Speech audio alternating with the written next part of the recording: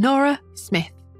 Cherry pointed to the placard in Anthony's hand as she slowly read out the name written on it. She asked excitedly, "Did I read it right?" Nora rubbed her head and said in a cool, melodious voice, "Yes, you did."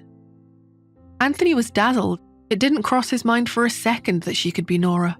Cherry, on the other hand, blinked and asked innocently, "Mister, are you here to pick?" Before she could finish her question, Anthony tossed the placard behind him as fast as he could and interrupted her. "Of course not, little girl. I have nothing to do with that ugly lady." Disbelief appeared in Cherry's big eyes. "Mister, what are you talking about? Are you going blind? That's sad." Her words stunned Anthony for a moment. Taking advantage of the opportunity to escape, Nora stepped away coldly. Anthony wanted to go after her, but his assistant stopped him. "Mr. Gray, don't forget your father's instructions." Anthony watched Nora as she walked away with Cherry and muttered under his breath scornfully. In the presidential suite of the Hotel Finest, a Hunt Corporation hotel, Nora scrolled through her cell phone after putting Cherry to bed. She already had 7 or 8 missed calls from her family.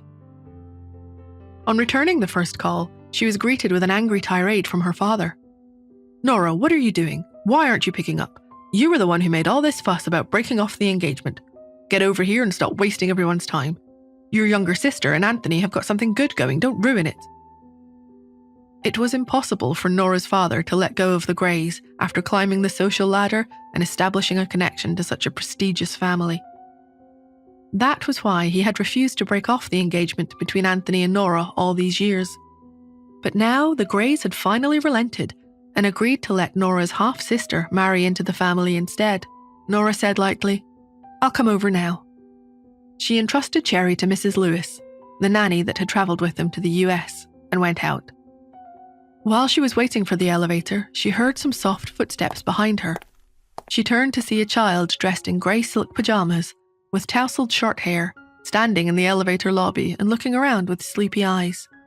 Her daughter had short hair, and her exquisite, adorable facial features made it hard to distinguish whether she was a boy or a girl. It seemed perfectly normal for her daughter to come and wave her off. So Nora didn't think much about it. She just squatted down as she always did and hugged and kissed the child on the forehead. "I'll bring you some chocolate mousse cake tonight, baby. Go back to your room now." Her daughter's usually quick-witted eyes became dazed for a moment. Nora figured she was probably so sleepy that she had turned silly. Then she nodded and turned around and walked away. They were staying on the top floor of the hotel in a luxury presidential suite. There was only one other suite on the same level. Apart from the one Nora and her daughter were currently booked into, it was said that the Hunts kept the other suite free for their own use, so it was not open to guests. Nora figured there was not likely to be anyone staying there. The elevator chimed as it arrived. Nora went in right away. She was gone so quickly that she didn't see the door to the other presidential suite opening. A tall, striking figure walked out. He ordered the child, "Go back to your room, Pete." 5-year-old Pete Hunt, the only grandson of the family, was still staring in the direction of the elevator. He announced, "I want to eat some chocolate mousse cake." Justin Hunt was bemused by the child's response. He picked him up and carried him back into their suite in one arm. Justin walked over to his computer and continued the video conference he had been in the middle of. The person on the screen gave him their report. "Mr. Hunt, we've confirmed that Athena has indeed returned to the States. On top of that, we've just secured a photograph of her. It didn't come cheap either. I'll send it to you right away." Justin's thin lips parted slightly and he coldly spat out 2 words. "Find her." It was brightly lit at the Smiths' villa. There was a lively atmosphere in the living room. Seeing the gathered crowd, Nora realized she had just walked into a birthday party for her younger half-sister, Angela Smith. No one had noticed her come in, so Nora found a sofa in the corner and sat down intending to rest for a while. But soon she heard a low cry drift in from the deck outside. A few girls had surrounded another girl and were pushing her around. Angela, who was wearing a blue dress, sneered as she looked down at the girl who was being pushed to the ground. It was Nora's cousin, Lisa Black. Angela had never liked Lisa. She had always been on good terms with Nora, whom Angela despised. As Lisa stood there, one of the girls deplorably hurled, Did you just say she actually has a nice face? She took out a photo of Nora taken at a time when her weight had been especially high and played with it in her hands. Hey, you're all being too nasty. Be nice to Lisa.